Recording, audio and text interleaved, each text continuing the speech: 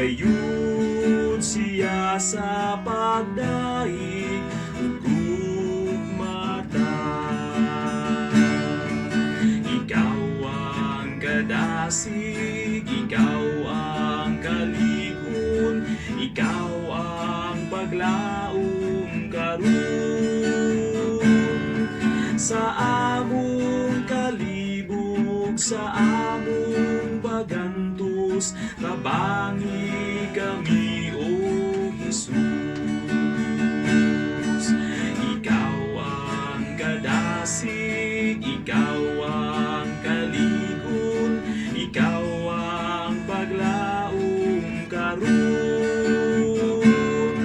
Sa among kalibog, sa among bagantos, tabangi kami o Jesus.